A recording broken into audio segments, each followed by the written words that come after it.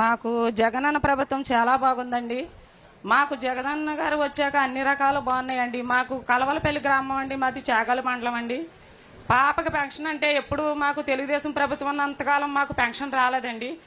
మా జగనన్న గారు వచ్చాక, మా వైఎస్ రాజశేఖర రెడ్డి అన్న గారు వచ్చాక మాకు ప్రభుత్వం చాలా బాగుందండి. మళ్ళీ మళ్ళీ మా జగనన్న రావాలనండి. నేను కలవలపల్లి నుంచి దుద్దుకూరు వస్తున్నారు. శర్మిల గారు మీ చెల్లెలు గారు అన్నారండి. దుద్దుకూరు మీ చెల్లెలు గారు శర్మిల గారు వస్తున్నారంటే నేను కలవలపల్లి నుంచి ఆటోకి అలాగా దిగుకుంటా అలాగ వచ్చానండి. మళ్ళీ మళ్ళీ మా తమ్ముడు గారు జగనన్న రావాలని, ఈ ప్రభుత్వం రావాలని మేము అందరం కోరి ప్రార్థిస్తున్నామండి.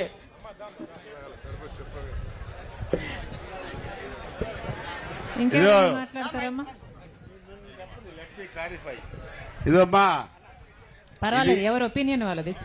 నో ఒక మాట చెప్పొచ్చు, కానీ ఇది Congress party meeting, Jaganmohan Reddy party meeting కాదు.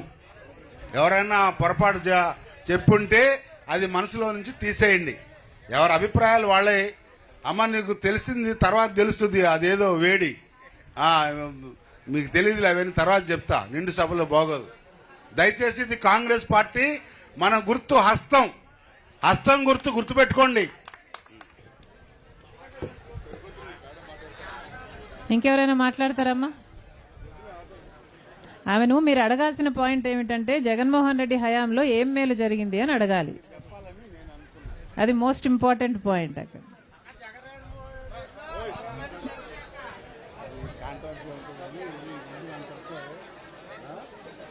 ఇంకెవరైనా మాట్లాడతారా?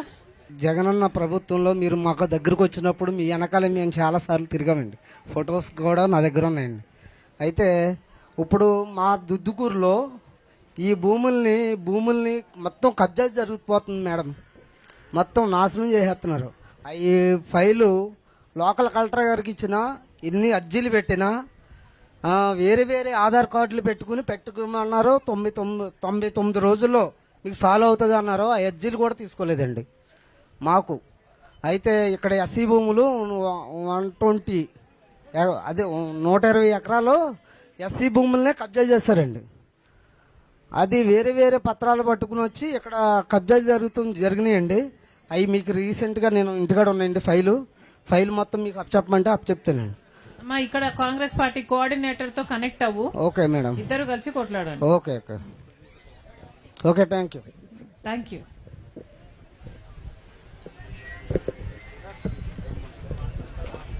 మాట్లాడతావు తల్లి? ఇట్రామ్మా.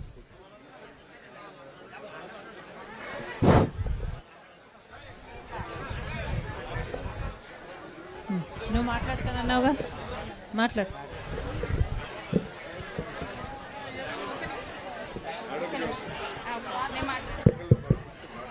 అందరికీ నమస్కారం.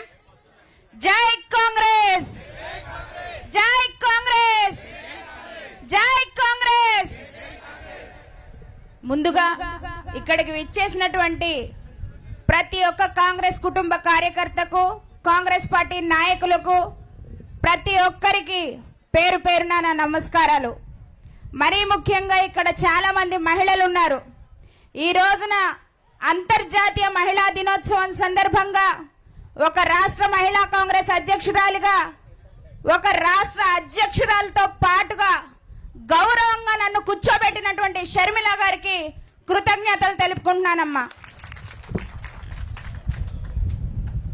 ఆకాశంలో సగం అంటారు, అన్ని చోట్ల మహిళలకి గౌరవం అంటారు, మహిళలకి తగిన ప్రాధాన్యత అంటారు. సొంత చెల్లెలకే చోటు ఇవ్వలేని వారి కోసం ఇక్కడ మాట్లాడే అర్హత ఎవ్వరికీ లేదు. ఇది ముఖ్యంగా గుర్తుంచుకోవాల్సిన విషయం. ఇక్కడ చాలా మంది ఉపాధి హామీ కూలీలు ఉన్నారు, ఉపాధి హామీకి చెందినటువంటి మహిళలు ఉన్నారు. కాంగ్రెస్ పార్టీ గురించి ఒకే ఒక్క నిమిషం మాట్లాడతాను. ఉపాధి పనికి వెళ్లే వాళ్ళల్లో మగవాళ్ల కంటే ఆడవాళ్లే ఎక్కువ. ఎప్పుడు కాంగ్రెస్ పార్టీ మగ ఆడ అంటే మగవాళ్ళు మహిళలు అనే తేడా చూడలేదు. సమాన వేతనం, సమాన పని, సమాన గౌరవం కల్పించింది కాంగ్రెస్ పార్టీ. మొట్టమొదటి మహిళా ప్రధానిగా ఏదైతే ఇందిరమ్మ రాజ్యాన్ని తీసుకొచ్చిందో అదే ఇందిరమ్మ రాజ్యాన్ని కొనసాగిస్తూ ఈ రోజు నేను ఒక సర్పంచ్ గా గెలిచి రాష్ట్ర మహిళా కాంగ్రెస్ అధ్యక్షురాలుగా ఎదిగానంటే అది కేవలం ఒక్క కాంగ్రెస్ పార్టీ అని గుర్తుపెట్టుకోవాలి ప్రతి ఒక్కరు. కాంగ్రెస్ పార్టీలో సర్పంచ్ గా గెలిచింది కూడా దివంగత వైఎస్ రాజశేఖర్ రెడ్డి గారి వల్ల. అది కూడా ఎందుకంటే స్థానిక సంస్థల ఎన్నికల్లో 50% మహిళలకు రిజర్వేషన్ కలిగించింది కాంగ్రెస్ పార్టీ. కాంగ్రెస్ పార్టీ రిజర్వేషన్లు కల్పిస్తే రాజశేఖర్ రెడ్డి గారు ముస్లింలకి 4% రిజర్వేషన్ ఇచ్చి నాలాంటి ఎంతో మంది ముస్లిం మైనారిటీ మహిళల్ని ఇక్కడ కూర్చోబెట్టే అవకాశాన్ని కల్పించారు.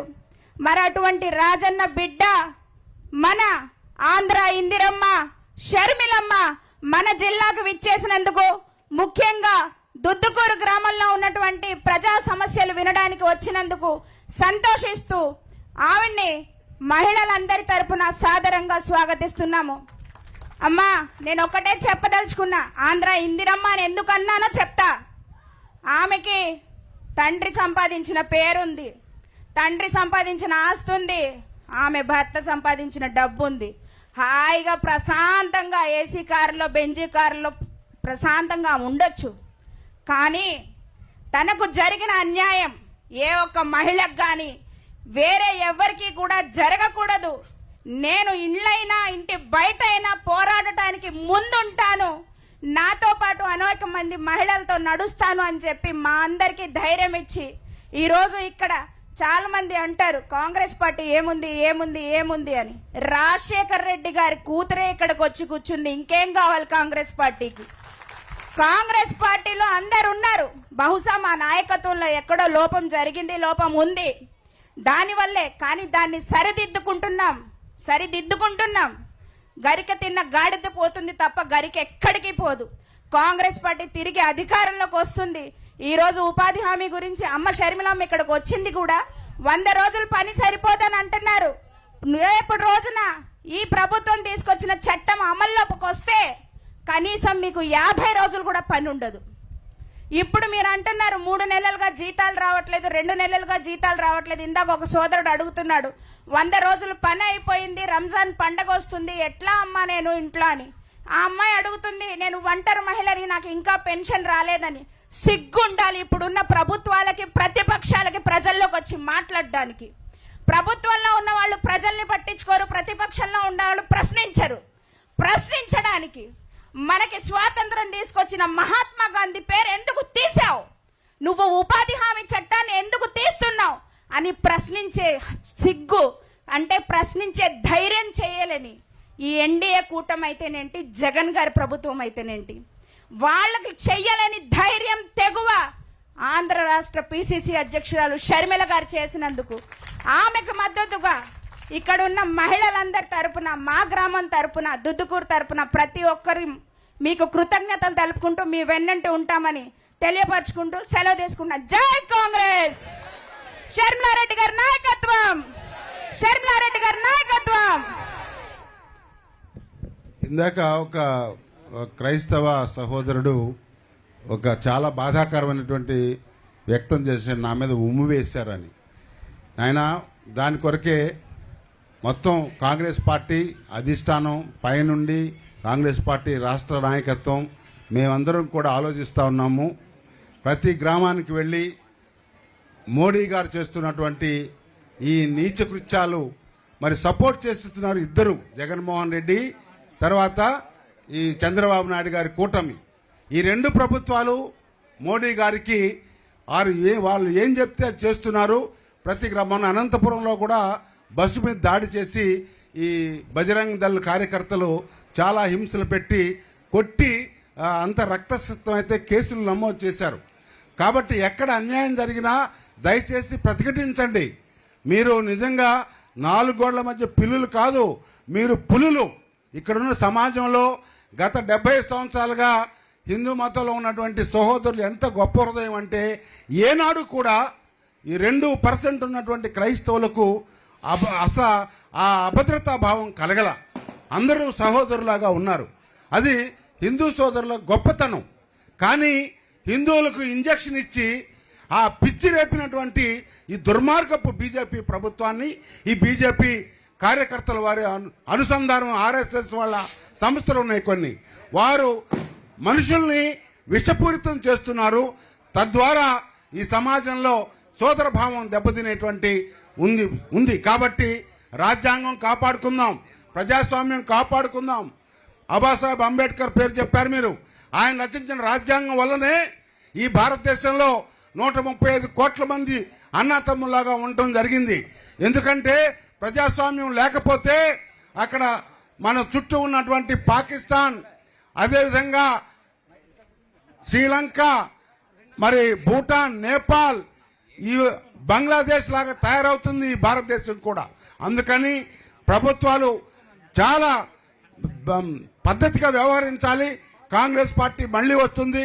మొన్న చెల్లి ఒక ఆమె వచ్చి ఇక్కడికి జగనన్న బ్రహ్మాండంగా పనిచేశాడని నేను చెప్తా ఉన్నాను.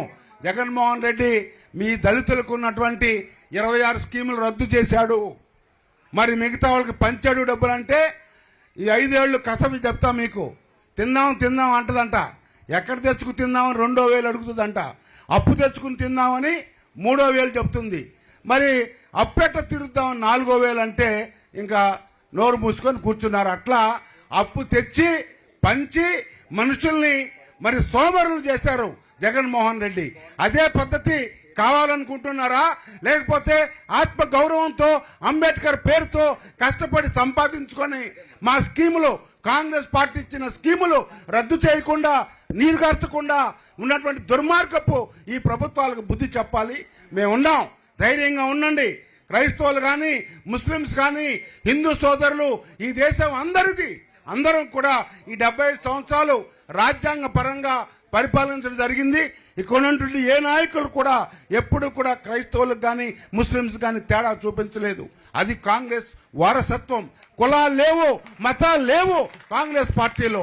దయచేసి ఆదరించండి, వారికి ధైర్యం చెప్పండి చుట్టూ ఉన్నటువంటి సహోదరులని మనం చేసుకుంటూ ఈ రోజు ప్రత్యేకంగా అన్ని విషయాలు మాట్లాడటం. ఎందుకంటే మీరు రైట్ చేశారు కాబట్టి అడుగుతా ఉన్నా. ఏంటా నువ్వు ఆకు ఎందుకు అట్లా కామెంట్ చేస్తావు? దయచేసి మనం ఈ రోజు ఉపాధి హామీ, కూలి మీద మాత్రమే మనం మాట్లాడుకుంటున్నాం కాబట్టి దాని మీదే ఫోకస్ చేద్దాం. మిగతా విషయాలు మార్టిన్ గారు కానీ, రమేష్ గారు కానీ మీకు తోడుగా ఉంటారు. సోమవారం వెళ్లి కేసు అర్జీ నమోదు చేయండి, రికార్డ్ అవుతుంది. ఓ సిస్టమ్ ఉంది, గవర్నెన్స్ అని చెప్పి ప్రతి వారం వచ్చినటువంటి అంశాల మీద ఎంక్వైరీ చేస్తారు. అది నిజమా, ఇబ్బంది ఉందా అని మీ దగ్గరకు వస్తారు. రాకపోతే కూడా మేము గ్రీవెన్సెస్ సెల్ ఉంది కాబట్టి సోమవారం దయచేసి ఉపయోగించుకోండి. మనకు కూడా కొంత సమాచారం లేక కొంత ఇబ్బంది పడుతున్నాం. చదువు అవసరం లేదమ్మా, మీ ఎవరితో చదువుకున్న వారితో రాయించేసి ఆ అర్జీ ఇవ్వండి అని మనం చేసుకుంటూ మీరు చెప్పిన మాటలన్నీ విన్నారు. ఇప్పుడు స్పందిస్తారు శ్రీమతి షర్మిలారెడ్డి గారు. మీరు ఆలకించి వారి సందేశాన్ని గ్రామ గ్రామానికి ప్రతి ఇంటికి కూడా చేర్చాల్సిందిగా మనం చేసుకుంటూ సెలవు తీసుకుంటా. జై కాంగ్రెస్, జై కాంగ్రెస్, జై Congress. Thank you. Over to you. అన్న కూర్చోవాలన్నా, బ్లాక్ అవుతుంది వెనకాల. పర్వాలేదులేనా, ఏముంది, ఓ ఫోటో ఎత్తేస్తే ఏమి, కింద అయితే ఏమవుతుంది. It's okay.